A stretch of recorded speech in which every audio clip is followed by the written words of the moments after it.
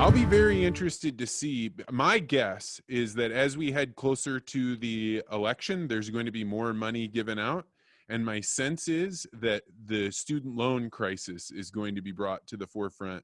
And for the first time in my life, I've started saying, like, well, if we're going to give billions of dollars to airline companies and business owners and farmers, it's pretty hard to look at the debt that somebody else had and say, no, you're going to have to hang on to that.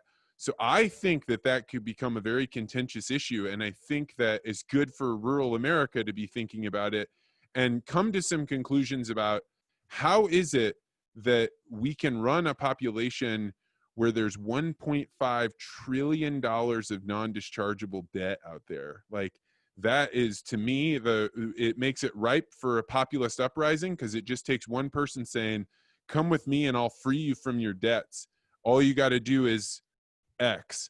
And so I want, as a country, for us to figure out how can we lower debt in this country, because that is really going to cause problems. And you're talking to a person, well, I'm talking to a person that works 3 jobs, like, that's working all the time. So it's very difficult to imagine that we should be doing this as a moral quandary, but I'm also very afraid of a nation that's indebted. Yeah, I was listening to, I'm not sure if it was your most recent podcast, but the last one that I listened to touched on student debt, and really got me thinking about it.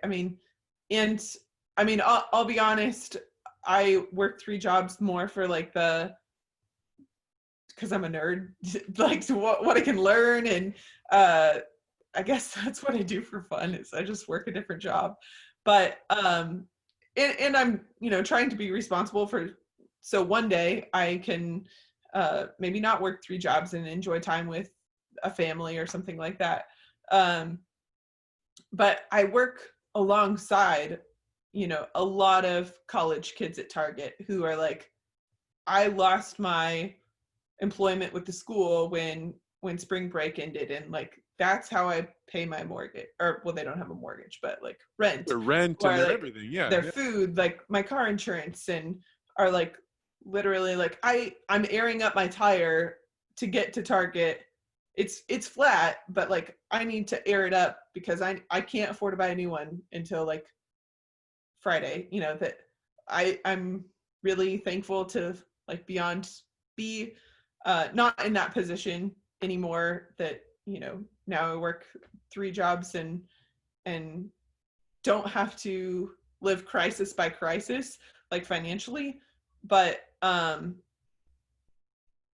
never want to, like, forget what that feels like, or think of people who are in that position.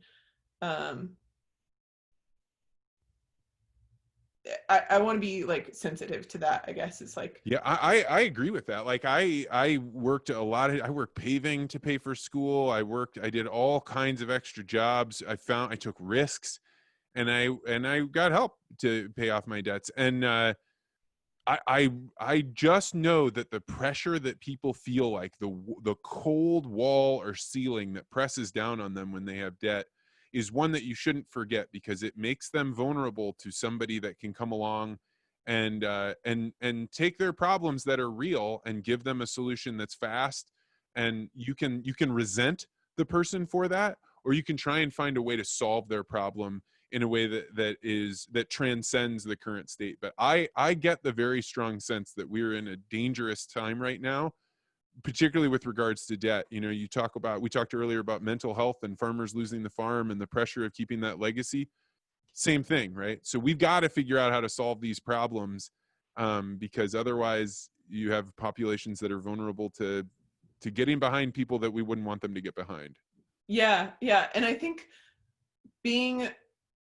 working with people that, like, and I don't want to downplay how devastating it would be to lose part of the farm or something like that. But in agriculture, we have so many assets that, like, it's really heartbreaking, but we have 40 acres that, you're like, grandpa's going to turn over in his grave, and, my wife's going to divorce me for selling this 40 acres. But, like, to put food on the table, that's what needs to happen. Like, I don't want to say a lot, but some people have that option, that there's like a liquidity there, that, you know, there's a lot of people that like this Target paycheck is like It's rent a good, or the it's the street. best option. That's Like, right. That's right. they don't have a home to sell. They don't, their car is, you know, not something that's going to get them ahead to sell.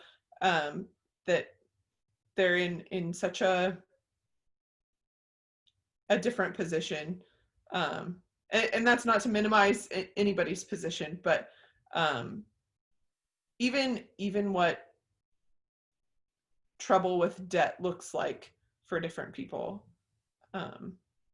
Just the amount of brain space it takes up when you're in debt. I mean, I remember being worried whether or not I was going to be able to pay my bills, or if I should get my brakes replaced, or if I should try and replace it myself. And side note, I should not have been replacing my brakes myself. I think that right now you don't have to go out on social media and pound on the desk about how empathetic you are, but it will never hurt you to try and understand and relate your experiences to the pain of other people, so that way you can come away from a different thing.